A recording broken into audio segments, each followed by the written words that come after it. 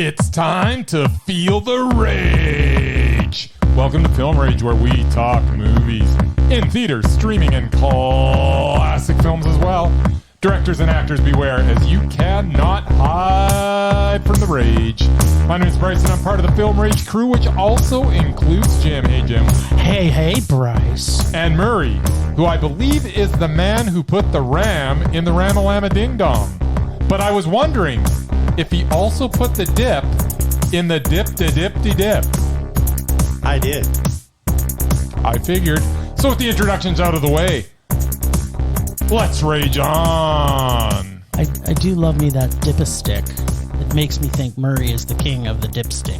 You mean the dipstick? Dip-a-stick. They used to dip the thing in sugar? You stick it in sugar, and then stick that in places that you want to be tasty.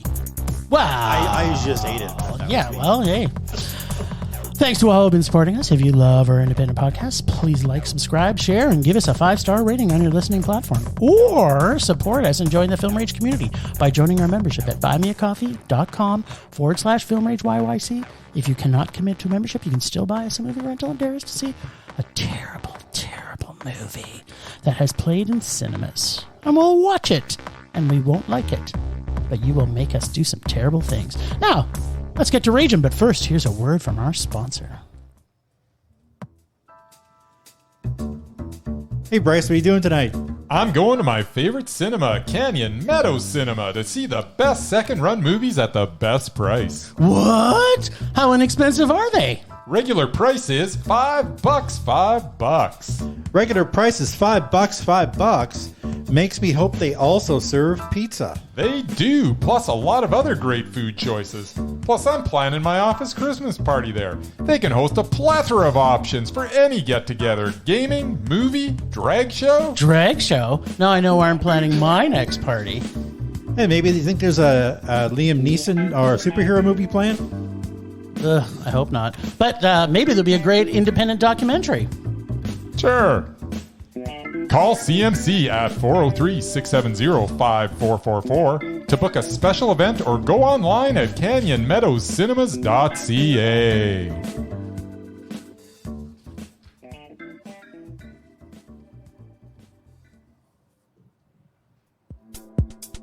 You know, most of our bodies should be tasty when it's clean. I mean, when it's stuck in a dipstick, that's a whole other story. Is that where we're going with that? I don't know. I'm just thinking, some people might not agree with us. Some people might say, Jim? Some people like it dirty. They'll say, nope, I like it dirty. Nope. Which is exactly what we saw on theaters this last week. We saw Nope. Yep. A dirty We did. Stick. We saw Nope. Nope is the third film from Jordan Peele. With this, he makes a film that borrows cinematic experiences of past, but with a new, unique spin that adds up to a thought-provoking and enjoyable story. Just like his past films, this is another one that does not leave you all the breadcrumbs to follow, and for much of it, you will find your mind racing as you are bombarded with spectacular cinematography and top-notch performances. Top-notch performances from not only the actors, but from the animals as well. It is interesting that Peele manages to involve animals in all his scripts. We had a deer in Get Out, rabbits in Us, and now with Nope, we not only have horses, but also a chimp. A very disturbed chimp at that. Fantastically disturbing chimp. Peele is a master of atmosphere, and that is evident throughout, not only with the images, but the sound as well. I will say there were some interesting choices with some of the special effects towards the end. Really not sure what he was going for. But back to the strengths of the film. The actors, Daniel Kaluuya and as OJ and Keke Palmer as Emerald were one of the most believable brother and sister I've ever seen on screen. Their banter with each other was completely genuine and natural. This also stars Brandon Perea as Angel, Stephen Ewan as Jupe, and Michael Wincott as Antlers Holst. All of which are great, although Antlers steals every scene he's in. We also get a I almost said David Keith. I meant Keith David. we also They are two different people. That would be the black guy. Yeah. We also get a Keith David sighting as well. And we get Donna Mills. When's the last time you saw Donna Mills in anything? She was That was so cool. awesome. The 80s. So, we had a great cast, superior cinematography, top-notch sound, maybe the best sounding film I've seen in a long time, sufficiently creepy, plus a killer chimpanzee. What's not to like? Nope was more of a yep. But in film rage terms, it was a mondo. Oh, there you have it. Yup. Not nope. Indeed. They should have called it yup, is what you're saying. I don't think they ever said yep in it, so maybe not. But for me, They did say it was nope. yep. Did they They say- said nope. did for they say quite a few giddy up? times. Yes, they did say some Giddy nope. up is a horse thing. They might have. I said don't think giddy so, up. though. I think they went cha. Like when you do Then that they're not- cha. Then they're not real cowboys. Well, that cha thing is a real cowboy thing, but I'm not. So, yeah. What you said? Ditto. No. Ditto Mondo. Move on. Perfect casting, and Oh, I so good. mean perfect. I don't think it's very often that I say this, but this film was perfectly cast. The dialogue is so real and developed every single character so well that you feel like you were part of the movie. That's how I literally felt through this entire thing. Am I angry with the second trailer? Fuck yes. Did it kind of spoil the film a bit for me? Yes. But Not as much as you probably thought it was spoiling it for you. though. yes. But as you're going through this story, you kind of don't care. Sound and soundtrack, as Bryce said, was flawless and had a great Canadian artist prominently displayed for the whole world to So much re-enjoy Canada. again. And yes, I do wear my sunglasses at night. Yes. What? Yeah. Corey Hart. Corey Hart was in this movie. His song was in this movie. Yes. You can bet that there's going to be a 20 million In new fact, downloads. his song was a major part of this movie. Yeah, it was. It was the biggest part of, Of the music part. Most of the Yeah. crowd probably didn't know what the hell it was. Well, they're going to. That's the thing. This is going to be good for Corey Hart.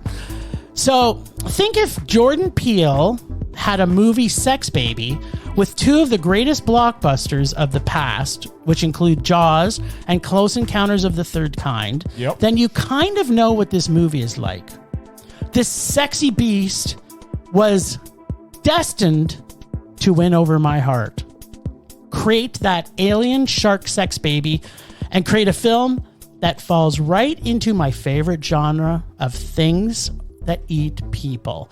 And I am hooked. Everything in this seemed natural and real. Like you knew these people. Like I really felt when you said the brother and sister, it's like the dialogue, if it wasn't ad-libbed, was so well done. Like this is one of those movies that I just kind of want to watch again because I want to actually hear every single word that they say to each other. Yeah. Because it's just, I don't think I've ever said this. Like it's just, the writing in this was so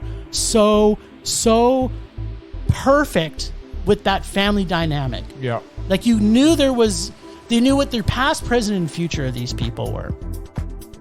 So in recap, characters that were fantastically created, music and sound created an atmosphere of tension and interest, and most of all, alien sex baby flying around eating people. Oh, and directed by Jordan Peele. So it's a mondo. But I have some unpacking, I guess I would say, and this may be more on the positive side than the negative side, but the film was kind of like the trailer where it kind of spoiled it.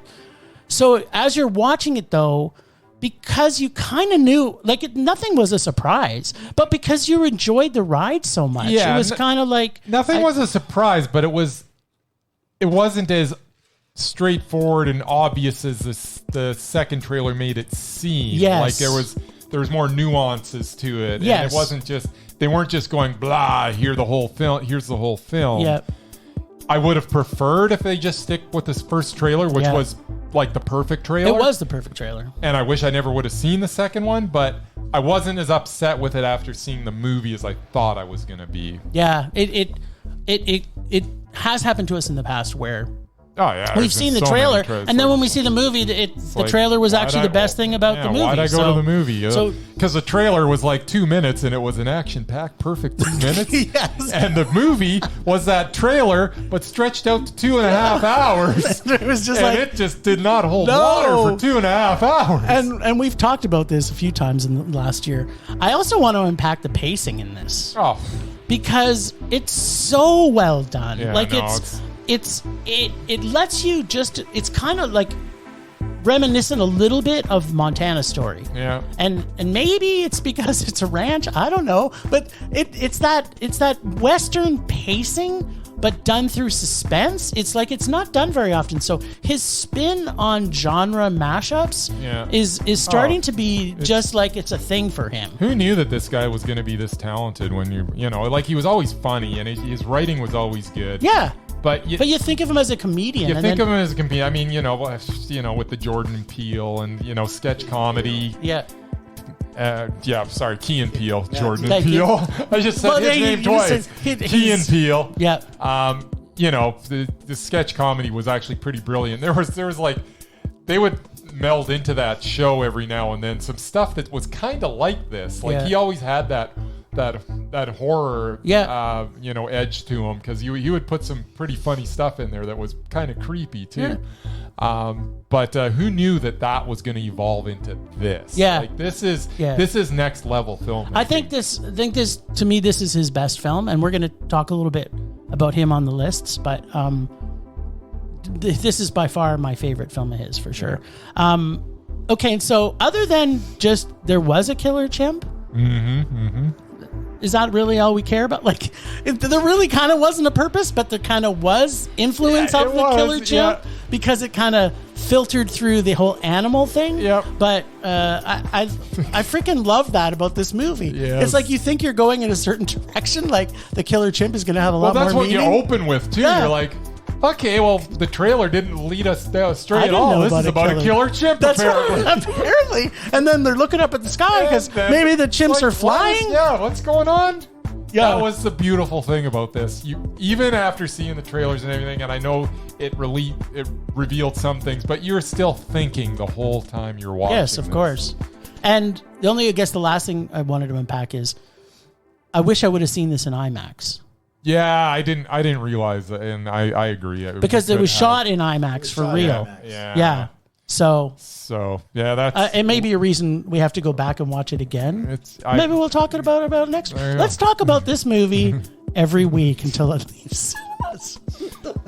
It'll give Murray finally a chance to get to see it. Next week, the Nope IMAX review. If the music and sound and visuals are just as good as, you know, the usual screen. Yes. So, yeah, I agree. Nope is definitely a yup. Yeah, it's so Mondo. And Murray, you didn't get to Nope. Yup? Nope. All right. Well, you know, the good thing is that we got you back. For sure. As they say in Nope language, in the saddle. I guess so. He's back in the saddle again. Well, which is kind of funny because we're now transitioning to a movie that I don't think Bryce saw. I didn't. So I think I'm going to see it still. I believe it's playing at the Plaza next week. So at some point I'm going to try. The funny thing is that I'm the only one that saw everything this week. I guess so. That's hilarious. I know, right? I can't stop laughing about it. It's so funny. It's so funny. Yeah. Well, Friday, Jim scored a couple of tickets to Folk Fest, which I never been to before, downtown, and we got rained out. We did. Enjoying the music, but our little umbrellas weren't really helping, so we were getting wet. So I was like, Eau Claire's right there. Let's go see a movie. And lo and behold, this was playing. Leonard Cohen. Yes. In case you don't know who he is. And the movie's called Hallelujah. That's right. Leonard Cohen, A Journey, a Song. And it's basically about that song. 50 plus years, whatever, of music, and it's about that one song. Yeah. Well, start off with I only know one Leonard Cohen song, and this is the one. Really? I couldn't tell you the name of any other song he has ever done. because it's all this mellow tone, like... that's not necessarily true. It kind of is. I saw a couple of stage performances where he was a little more light and bouncy, but a lot of his songs, they're pretty much... They sound very... And it's hard to understand what the hell he's saying because he mumbles a lot. No. Yeah. He does a bit of mumbling. Yeah. No. Anyway, doesn't mean I didn't appreciate his music. I just don't know it. Yeah.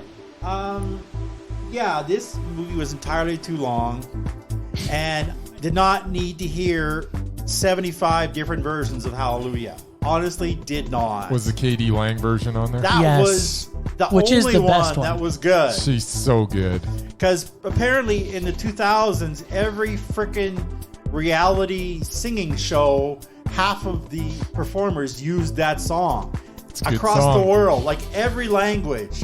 Like in Iceland, in like Russia, whatever, they all used his song. And I'm like, did somebody actually give him money for this? Because it sounds like they didn't. But yeah, no, basically the movie was about how he came up with the song. Took him like 10 years. Took him like 10 years to write it or whatever, and he changed the lyrics. Like he actually wrote a new version after the other one came out. Well, I guess there's something like 57 verses, so which like it had nothing to do with religion apparently. Yeah. It was like a love song or something. But yeah, so yeah, it was way too long, and yeah, I got tired. I no longer like that song. I used to like it. So, what was the movie for you then?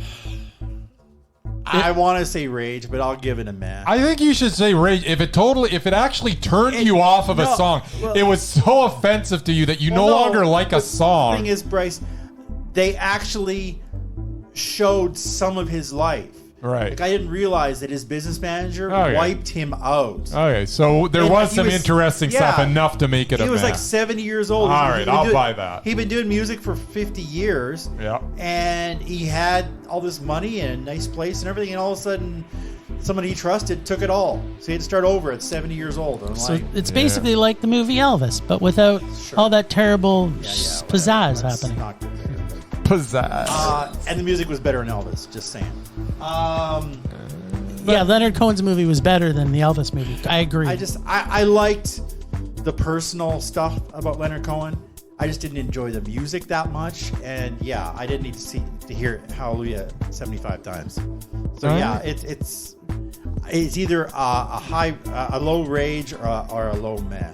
A high rage or a low meh. So I'll go with low meh just because he's Leonard Cohen and he's Canadian. And there was enough juice in there. Yeah, there was enough story in it. Just I didn't really like the music. Just wish there was more story. All right. Well, Leonard Cohen. Yes. He's funny. He is. And brilliant. True. And cute.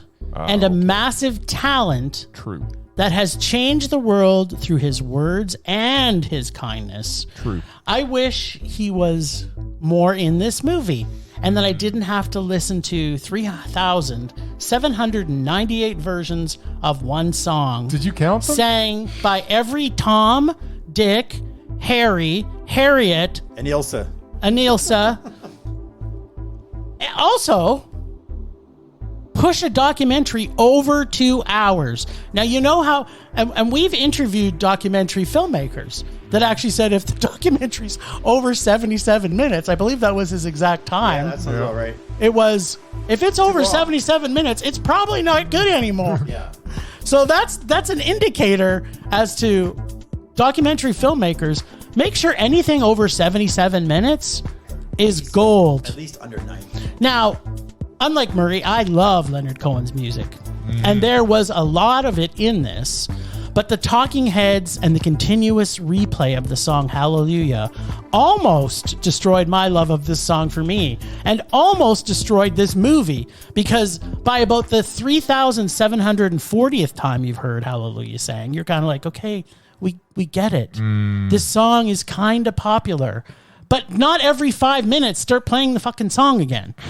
So, but I do have one thing that, as you mentioned, the KD Lang. One thing saved this movie almost from being a rage from me also, which was the closing Hallelujah. And you had to wait till the end of the was movie. KD Lang's version. So good. Which, and it was at his funeral. If anybody hasn't heard KD Lang sing Hallelujah, don't listen to any other version, not even Leonard Cohen's version. Leonard Cohen's. Just go online right now, Go to YouTube, search Katie Lang singing Hallelujah. And if you're not crying by like 3 seconds into this, her voice is the sounds of angels. Yeah. I absolutely love Katie Lang. I've loved her longer than I've loved Leonard Cohen. There's actually 2 versions. She did one, I think, for the Olympics. I want to say 2010 or one of the ones we hosted. Then this is one. The last one in the movie was at his funeral or at his service or whatever. Yeah. I can't say I'm a fan of her music or like her personally. I love her.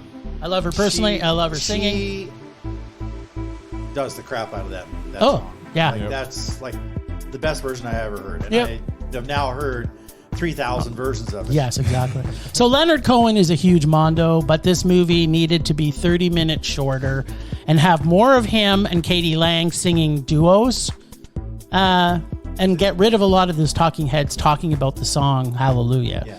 So it was a meh for me. Yeah, it should have been more of his actual life, not just him doing the song. Yeah. And I want to unpack the title of this. So when you see a movie that you know is a documentary and you haven't seen another documentary about Leonard Cohen, you kind of think the movie's going to be about Leonard Cohen. Yeah. Which, there's maybe 20 minutes of Leonard Cohen. Yeah. But the name of the movie is Hallelujah. I know. Leonard Cohen, A Journey, a song. I know. Not songs. I know. But a song. Right. The reason I want to unpack it is because of that. It's like, buyer beware. You know what you're getting into. Well, I kind of did, but I didn't because I've never seen a documentary about one song before. But it told you right in the title. I know. Why you would be surprised is beyond me. I also saw a documentary about Aha, which, as you pointed out, they only have one song. No, I didn't point that out. But it wasn't called Aha, A Journey, a Song, or Take on Me, Aha, A Journey of a Song. I believe it was called Take on Me. No, was it? I think it was. I don't know. You know what? The important thing is you have to explore their whole life. Yes. Even if the name of the song is in the title of the movie. That's right. You got to show more of the artist, which they didn't really do. Well, but apparently you don't. So to back it back up, that's the reason I wanted to bring up the title of this. Is for once they actually tell you in the title what you're getting into. Exactly. I just happened to not choose that. I thought, a documentary about Leonard Cohen. No. Yeah, that's kind of what I wanted. A documentary about Hallelujah. It gave me what it promised. It gave me what it promised me to have, and I was a little disappointed. There you go. So I guess we'll find out. So next week we'll redo this episode, and Bryce will be able to talk a little bit about the Leonard Cohen talk, and Murray will be able to talk about Nope. Maybe. You know what? It'll be like part of the Murman Minute. It'll be called the. You think? It'll be called the. Tell us what your review was. And how much I don't like Jordan Peele's movies. Blasphemy. Wow, I guess we better. Well, because I don't. Well, okay, but how many have you seen yet? We'll talk about it on the list. Done 3. Wait. We're going to talk about that in a minute. All right. What else did we see? Yeah, we saw something else. We did. We went to a secret screening. Top secret. Who presented that secret screening? This is the Calgary Underground Film Fest, who you can find at calgaryundergroundfilm.org and see everything they have. Their festivals are in April, and their doc festival is in November. Yeah, and they're both amazing. We got to see I Love My Dad. I love my dad. I love my dad too, at certain intervals. Patton Oswalt and Rachel Dratch together in a movie. The answer should always be yes, please. And if the premise is of catfishing and sexting with your son, and you think this doesn't sound fun, then you're dead wrong. Comedies at the best time are not my favorite because most of them I don't find very funny. Unless they're about fucked up family dynamics and are very, very well written. And this is the case here. They take us on some intense topics like suicide and pay it the respect it deserves, but makes everything around these heavy topics so very funny and at times almost uncomfortable, but it's so rewarding. It also needs to be said that I normally hate movies that have significant communication via text or computer because they're so fucking annoying. But this was done so perfect. It's like I've never seen a movie where you're watching a lot of people doing texting and, oh, here's another shot and you're having to try and read the text. And like, I hate those movies. And like, they're made of them in horrors. They make them in rom-coms. They make them in... This was done the best of any I've ever seen done because they actually, when they would start off showing that and then they would have the person appear beside them as if they were right with them. And so you knew who was with who based on who was texting and in the pictures. It was done so creatively and so fun. I just absolutely love that about this film, which normally they literally, it's like I almost don't want to watch them. They're so bad. They bother me so much. So not very often I say this. This dramatic non-rom-com buddy father-son relationship film was Mondo. Wow. Yeah, I love this movie. If I wasn't laughing, I was thinking very seriously about the dialogue and what was happening in the film, so I really enjoyed it. And what did Murray think? Well, you know me, I love Cuff. I don't always love their selection of movies because, like I said, weird things aren't really for me. And this definitely had an element of weird. What? There's nothing weird about this. Yeah. Well, for starters, I didn't really love my dad because he wasn't as nice as this guy, that's for sure. I don't know if he was that nice. But it's like the big problem I had was, he doesn't have a relationship with his son because he was never there. Mm-hmm. He never showed up to anything. He never even tried. And now all of a sudden he wants to be part of his life. Like, I would have said to him, screw you too. It's like, yeah, like my dad. Like, you're never there for my important moments. Why the hell would I want to be there for you now? So, yeah, I appreciate him trying to get back into his son's life and stuff. But, yeah, the sexting with his own son, that just creeped me out. That was awesome. And it's not the first time that I've seen Patton Oswalt and Rachel Dratch. But I want to see them nonstop now. Well, if you want to see the origins, go back to King of Queens, which is, yes, Bryce, a TV show. Yeah, I'm not going back to King of Queens. He was a major character in that. He was like... Was she on it, though? Yes. Really? In the same show together? Yes. She played his weirdo girlfriend who worked at a Now I want to go back and watch this. But I didn't like her back then. I'm still not crazy about her. I love Rachel Dratch. Yeah, but I do enjoy Patton Oswalt. I like his self-deprecating type humor because he's good at that. It had a few funny moments, I will admit. But yeah, the whole sexting thing with his son just was weird. And yeah, the ending was a little bit, contrite. Obvious. Hollywood. Yep. It was a meh. All right. I Love My Dad is the latest project from James Morosini. He wrote it, he directed it, and he starred in it, playing the role of Franklin. Patton Oswalt also stars as Franklin's dad, Chuck. It is a story of an estranged father who desperately wants back into his son's life. In this pursuit, Chuck makes some bad decisions. Really bad. And then he makes another bad decision. Really bad. And then a few more.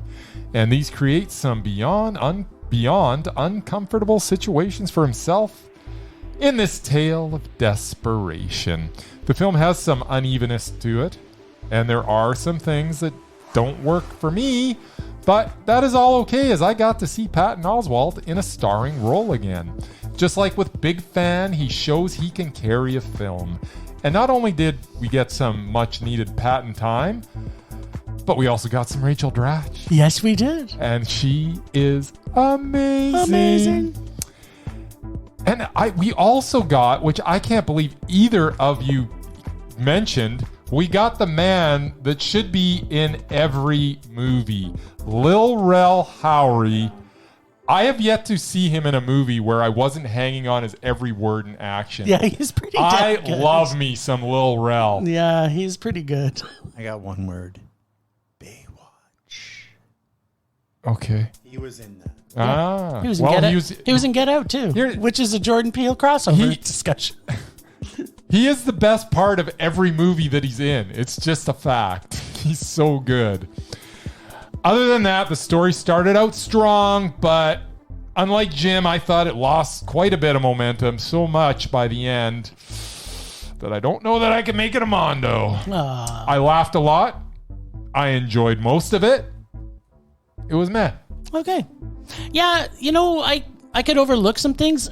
Most of for me, because you know me, it's all about the characters, and these characters were so well defined. It was just defined. Defined. They weren't just defined. No, I meant to say divine. They were divined? They were divined. There's no such word. You meant to say defined. I meant to say divine and fine in the same sentence. You are just trying to cover for your own ignorance. No, I'm ultimately trying to say it's as much as I loved Divine from all John Waters films. Well, now that makes perfect sense. Exactly. No, and they were. The characters, and for me, I can overlook some of the dragginess to the story by the development of the character, because if the characters are still moving forward and developing through that time period of down or the laggy part of it, then I'm still okay. If the characters are not further developing, then I'm with you. But this was too strong character, and too strong. The actors were too strong in this. And to Murray's point of it being a little quirky, that's what makes me like it. I love the quirkiness. You love the quirky. I don't. I don't know, and I hate to say this, and so maybe I shouldn't even just say it. James Morosini is not your favorite actor? No, he was fine in the acting. I love his writing. Yes. I'm thinking maybe someone else should have directed it. I think that might have pushed it to a Mondo. That is a common problem. Yeah. I think he was wearing too many hats, and especially sometimes first-time directors. Somebody who writes a script. This is his second feature. Well, no, I mean, we saw his first one. Did he star in the other one too? Yeah, he did. Okay, he wrote, directed, and starred in it too. Still, so it's a thing. It takes Kevin Costner and those guys years to be able to do both. And Kevin Costner can't do both. He's already proven that. You can't really expect young and up and coming people to be able to direct themselves. Yeah, I would love to see him do maybe a couple projects where he directs, and maybe a couple of projects where he stars, but maybe I don't know. I wasn't bothered by it at all. I liked him and his character he developed. Like, he really did feel that awkward 20-year-old finding himself. 20, 30, a lot of it was good, but 30 and living at home. So yeah, he had some issues. I think that perhaps some of it could have been. Hey, if there's going to be an awkward sexting moment with a dad in a film, if it's got that in it, it's already Mondo for me. So, I got to see Patton Oswalt. I got to see Patton Oswalt and James make out, so it was like, okay, I'm good. So if that would have happened in the middle of 9 Lives, it could have saved it. It could have saved it. There you go. All right. But remember, 9 Lives isn't the worst movie. You made me watch a different one that was worse than that. Remember, because that's what got Christopher Walken back out on the and then he got removed, so it doesn't really matter anyway. Now he's gone forever. So now I can go back to hating 9 Lives again. There you go. Because I really want you to. Okay. I really want you to see The Life of David Gale again, because I'm positive we made you watch something worse than that. No, it's so horrible. You're so wrong. We need to talk more about Kevin Spacey. It is the worst. All right, well, let's not talk about that. You know what time it is, though? I don't. It's the sweet, sweet time of the Murr. Oh, it's Murman Minute time. Yeah, well, since I wasn't here last week, I guess you get to read what I had last week. Okay. So, yeah, because I had my schedule changed at the last minute here. There's a lot of mess happening. There's a lot of mess. 2 weeks ago now, I finally got a chance to see The Tunnel. This is not the horror movie from 2012, which I also saw. This was a Norwegian film from 2019. You know me and Norwegian films. That's right. There are over 1,100 tunnels in Norway. Most without emergency exits or any kind of escape, rooms to hide in or whatever. If you get stuck, you're basically on your own to get out. These tunnels can go anywhere from 1 kilometer to 24 kilometers. What kind are these, man-made tunnels? These are tunnels under the mountains. So were they man-made by people? No, they're man-made. Traffic drives through them. You've done it. You're talking about an actual tunnel that you drive through. Okay, not just you crawl into this tunnel. No, it's an actual drive. Like there's traffic lanes. Oh, okay. But as someone who's been to Norway and traveled through some of these tunnels, I can tell you this film freaked me out a bit. They seem to go on for miles, and you might think I never see the light at the end of it. Like I was in a tour bus. Literally, it was 20 minutes underneath in a tunnel. In a tunnel. Whoa! And no lights. Like, so was this a documentary about tunnels? No, it was a dramatic film based on incidents that have happened over the years. So it was based on real stuff. But. So it was a action, like a drama? Yeah, no, about it was a drama. Yeah, no, it was a drama. Like they were actors in it. It wasn't a documentary, but it was based on stuff that really happened. The plot of this film is pretty straightforward. Tanker truck crashes into the wall inside the tunnel, catches fire, and fills the whole tunnel with black smoke. So there's all kinds of vehicles stuck in this tunnel, including a huge bus. The leading man, who bears a striking resemblance to one of the Skarsgård clan, is heroic and worthy of his Viking ancestors.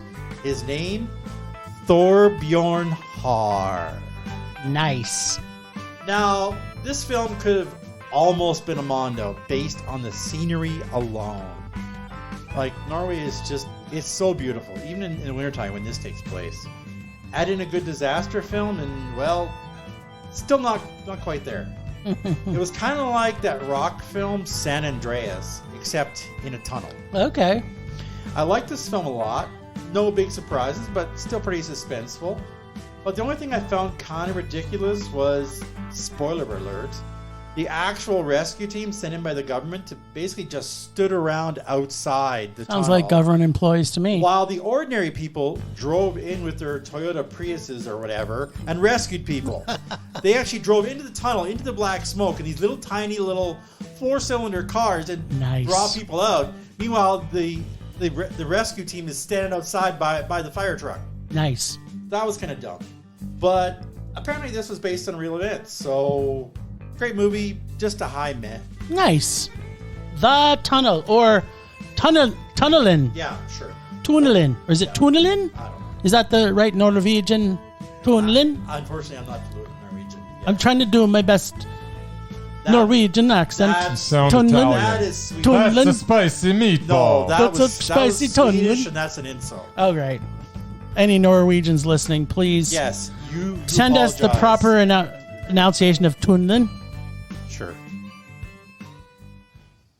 Anyway, yeah, so it was good, but I watched it like 2 weeks ago. Norway fun. With them. Norway fun.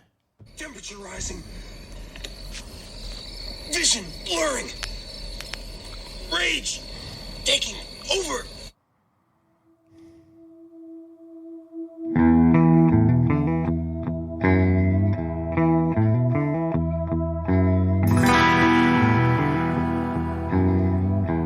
Well, do you even have rage? I should have a lot of rage this week. There's a lot of mondos. Yeah, there's a lot of things I like this week. But there's one thing that I'm most rageful for, and that is my own stupidity. Reading the title of Hallelujah, Leonard Cohen, A Journey, a Song. I should have known better that it was going to be about You thought it was a documentary about him. Yes. And it was like, Hallelujah, it's Leonard Cohen. But it wasn't. It was Hallelujah, Leonard Cohen. Hallelujah. Hallelujah. A journey. This is the song that song. Leonard Cohen wrote. A song. No, it's more like Hallelujah, Leonard Cohen. A journey. A song. A song. Exactamundo. That's my rage this week. Fair enough. Terrible rage. Because he's giving out mondos like candy this week. There was so much candy flowing out of my rectum. Let's see. Felt like the Easter Bunny. We'll have to have a vote. Whose rage is more half-assed this week? Jim's or mine? All right.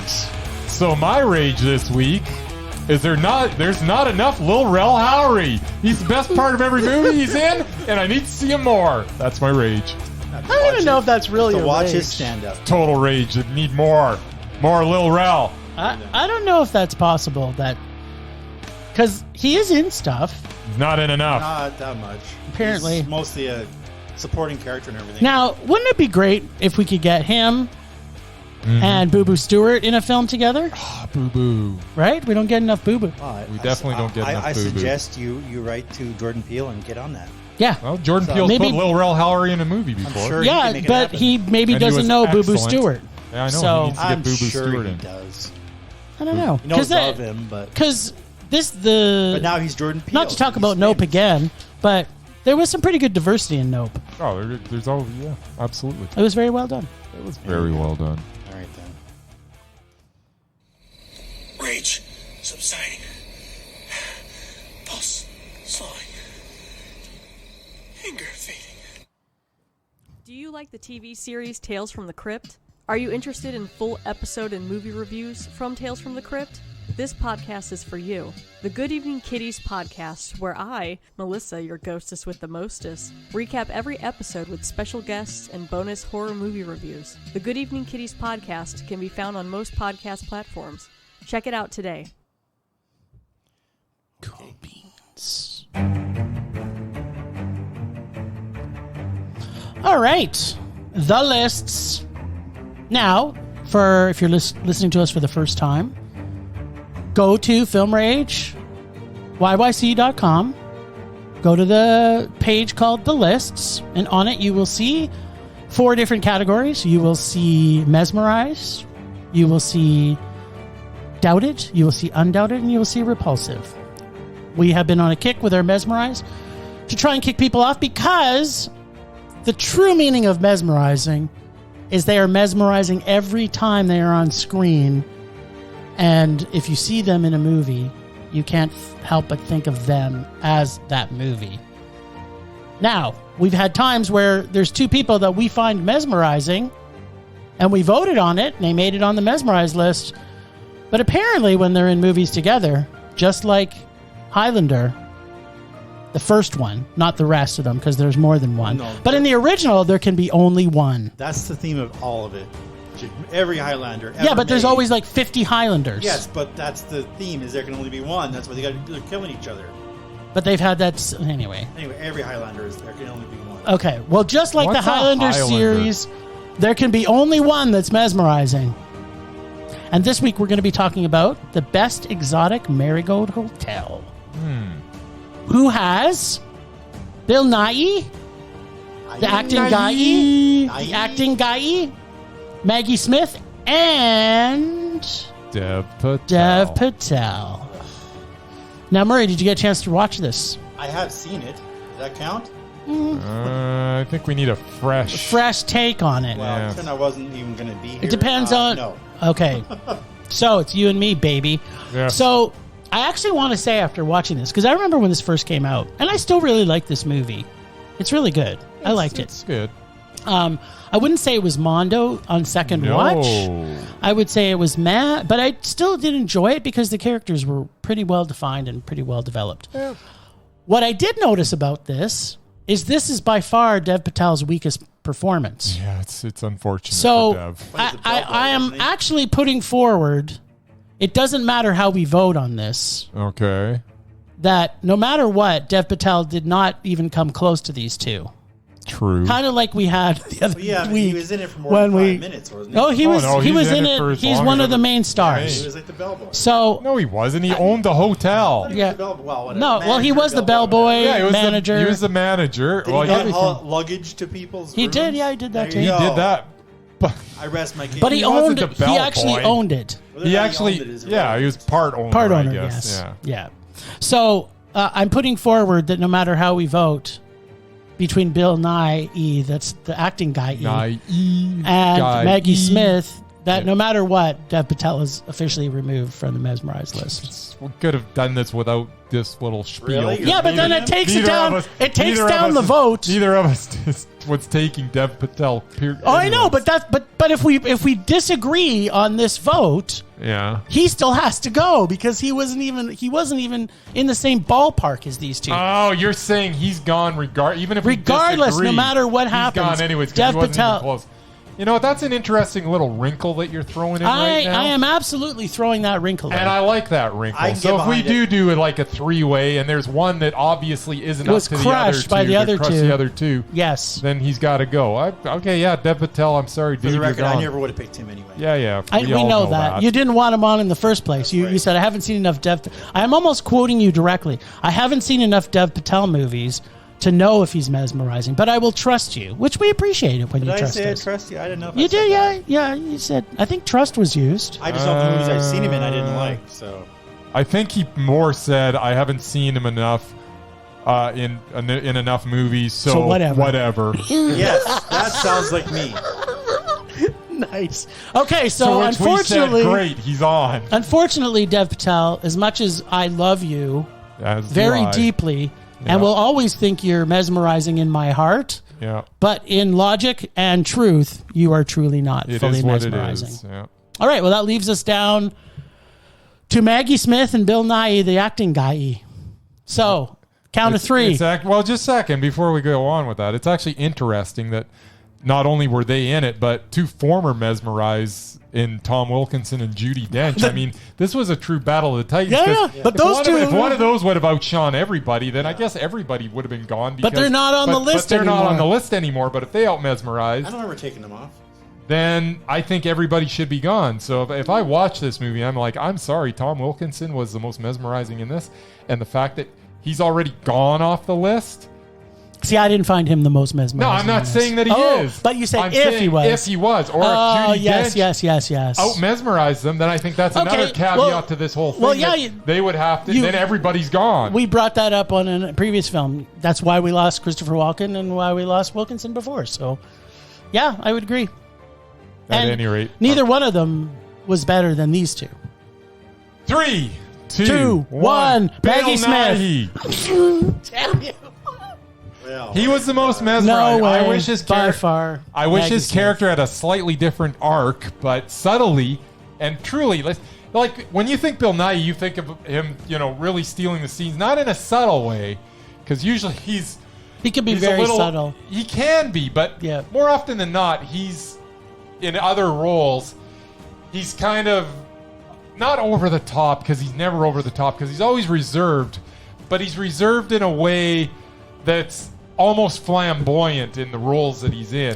Yeah. And in this one, he was dialed back so much. He was. And I don't get me wrong. And he subtly stole every scene he was in. No, he did. I couldn't, Maggie Smith could just look at the camera, and I was fucking melting.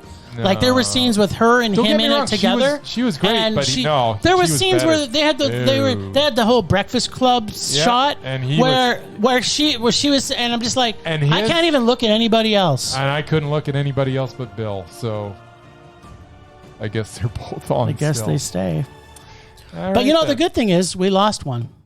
Yeah, we lost one anyway. So that's right. And then there was two. Plus the other 400. Yes. Not 400 anymore. There's 40. There's still a few. There's a lot. I just wanted to bring up Jordan Peele. Okay. So that we could at least start it out. I mean, we know he makes one movie every 3 years. So it's going to take 21 years for us to get 8 films. Yes. But we just wanted to make sure that we had it done. So the question is, which is the movie that you have seen him do? Was that Get Out? The last one. Nope. Us? No, the one before. Yeah. Us. That one. I didn't like it. Was it a rage, or was it just a meh? It wasn't a rage. It was a meh. I didn't like I didn't like the ending at all. All right. So if he sees Nope, it's got to be a Mondo, which it's not going to be. So let's hope he doesn't see Nope. Yeah, just don't go see Nope. If it's funny, it might. I don't think you want to see it. But he has to have 8 projects anyway, right? So it doesn't matter. Yeah, but if he has to start over from here, I'll be dead. I'll be dead before he finishes his 8th movie from there. Time to see it anyway. Whew. Not this week. Jordan Peele. This is now Jim's goal now is to stay alive long enough to see Jordan Peele on the undoubtedly on the 8th movie. 20 years is going to take him to make the. Well, because from 2017 to 2019 was only 2 years. That's true. And then there was COVID, so 2019 to 2022. Yeah, so it's 3 years, as long as he's not doing that mathing where he now goes 4 years. So it's probably going to be, I'd say, in the next 10 to 12 years, he'll have 8 something movies. that isn't just a straight up horror film. Like, I'd like to see, this is a sci-fi horror film. Well, yeah, I don't mind the sci-fi part. And it's actually a movie about. Plus, it's got a killer chimpanzee in it. Sure. And it has things that eat people. I do enjoy. And it's got horses.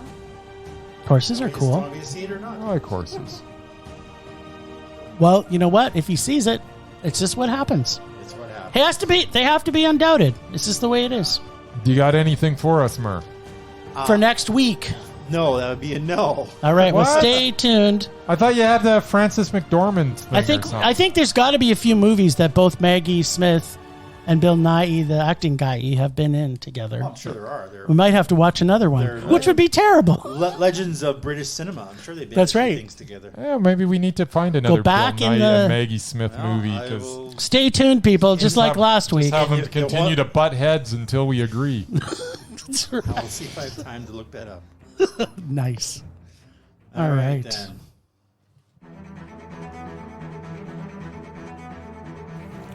Last week on Rage or Dare, Bryce excitedly pulled the only film from the blockbuster shelf in the little-known genre of action, adventure, drama, thriller, western, with the 2001 film Texas Rangers.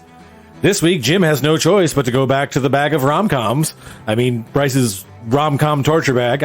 I mean, take the dare that is undoubtedly going to be a rom-com from Bryce's rage bag. Now let's check in with Bryce and see if Texas Rangers is the movie solely responsible for Blockbuster going under, or was it because they swapped their porn section for this genre that has way too many words in it?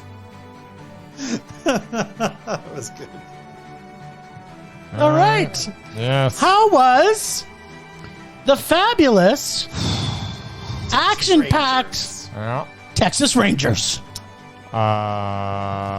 Yeah, Texas Rangers. It was an odd little movie.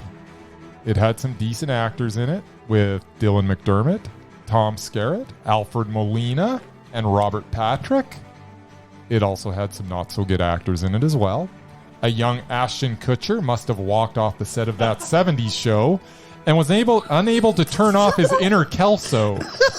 Kelso in 1875 Texas was something to behold. But he was not the worst thing in this. What? We had to listen to James Vanderbeek do some strange, inexplicable accent in a half whiny voice for the duration of the movie. That in itself was enough to make me rage. I don't know what he was shooting for with this accent. I don't know what the direction was. Was it as bad as Tom Hanks doing? It was worse. Elvis's. It was like, what are stepfather? you doing? Like, I don't understand. But this film had so much more rage to offer. What? For a grand big budget Western, there was little script to work with. Like, if you're going to spend this kind of money on a movie, like, shouldn't there be a script that makes sense? And there was like no energy to this Western movie that's supposed to be like high octane. There was none. There was no energy there. So, okay, was there action? I guess, but not really. Was there adventure? No. Was there drama? No. Was there thriller? There was nothing thrilling about it. Was there anything Western? There was, yeah, it was a Western. It was definitely a Western. So of the 1, 2, 3, 4, 5 boxes. Other than the fact that Kelso from the 1970s was in it. It didn't offer comedy in this. That's not part of the genre. It tried. It's not part of the genre. Oh. Really? That wasn't in part of the genre? No, it's only... Because they were going for a lot of laughs. It was action, adventure, drama, thriller, Western. They had the Kelso and they had the Dawson. Yeah. How could it not be comedy? Yeah, it was bad. Was this Maverick bad? I don't mean like Top Gun Maverick. I mean Maverick. Well, nothing's Top Gun Maverick bad. But was this Maverick? I love Maverick, which is why I'll never get you like guys both to watch Mavericks. It. No, I mean the Western Maverick. We watched it already. This was worse than Maverick. I was dared to see it. By me? Yes. I don't remember that. You'll go back in time. I also had to see it. We both had to see it that week. Lucky us. So, Leander McKelly, played by McDermott, as he was dying, said, "When they remember us Rangers, Let them remember us not as men of vengeance, but as men of law and justice.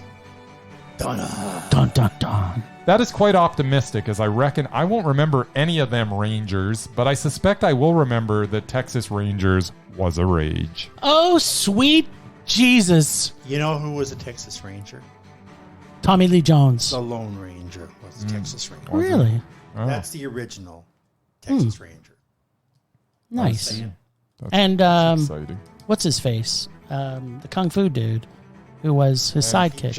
And numerous baseball players. Kung Fu guy Tonto. There have been thousands of Texas Rangers that play baseball. That's true also. Yeah, isn't that a baseball team? I was kind of, when this was Texas Rangers, like, wouldn't it be nice if there was a documentary about the Texas baseball? Rangers? That would have been way better than this. But it wasn't that. Although, No. our friend Brendan will say, yeah. Hell, I would have enjoyed watching a Texas Ranger game more than this, and I'm not a fan of the baseball. Yeah, baseball to me is like a different form of torture. However, if you go to a live game, it's quite enjoyable. Could you put... What? Right. I get to dare this week, right? Is that what it said? I thought it was Bryce's bag. Yeah, it's my bag. Oh, is this your bag? That's my bag, I believe. Okay. Your bag feels so sweaty. Is it my bag? Is that your bag? Maybe it's me that I'm sweaty. That's got to be you. Yeah, it's me. I'm the gray bag. This is the sweaty gray bag. You got to open it from that side. All right, here's... There you go. Ooh. What do you got there? Sprinklings in here. Oh, yeah. Okay, let's see which rom-com I pull out of this stink bag. There's a good chance. This has Katherine Heigl in it. And what do we got, Jim? Her Hero and the Terror? Yeah. That's a movie? Yeah, Chuck Norris. Chuck Norris? Well, it's already going to be Mondo. I know, right? Chuck Norris. That's like raging about a Jean-Claude Van Damme I movie. am giving you a treat this week. What? It's like, why not, just for change of pace, give something... Give Jim a nice Chuck Norris movie. Wait a minute. Is this a rom-com with Chuck Norris? This is not. This is a Chuck Norris movie. Is it a Western with Chuck Norris? You are going to love Hero and the Terror, Jim. I don't know. I don't believe that's a real thing. It's a real thing. And it's got Chuck Norris. And it's got Chuck Norris. And I can get this. You can definitely get this. This is from 1988. It is. That was the Chuck Norris era. And this one has 4 different genres. Yeah, what are they? Action, crime, drama, thriller, and rom-com. No, it's not rom-com. I don't think it's not a rom-com at all. Only 4. The rom-com is... You say I'm all one-dimensional. I'm just Mr. Rom-com. Okay, but so does Chuck Norris get... I'm also musicals, and every now and then I'll throw in a curveball there, Jim. You didn't see this coming. Does Chuck Norris hook up with Bryn Thayer in this? I don't remember. I saw this in '88. If he does, I'm classifying it also as a rom-com. I just remember leaving the theater going, holy crap, that was a bad movie. And this was when I was like 14, and if there was like, what were you, 12? Yeah, this was I was like 14, and this if I couldn't enjoy a Chuck Norris movie when I was 14, how bad was it? Maybe it's going to be the best action, crime, drama, thriller I've ever seen. I am actually looking forward to you telling me what you think of Hero, and maybe I need to give it a second look. Maybe I'll find out in a week. Maybe, yeah, you will. Sure, you will. Nice. Well, it's all good to have us all back together again. Yeah.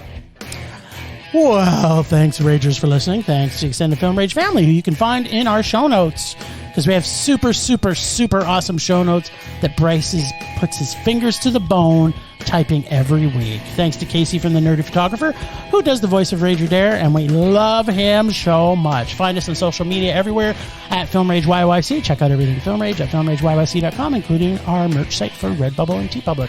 We are always wanting to make this a raging blast for all listeners, so please comment, like, and subscribe, and send us emails to filmragecalgary@gmail.com. Dare us to see terrible movies to fuel our rage, but no matter what you do, please, please, please, please make us rage. That's it for this week. Rage on! Rage on!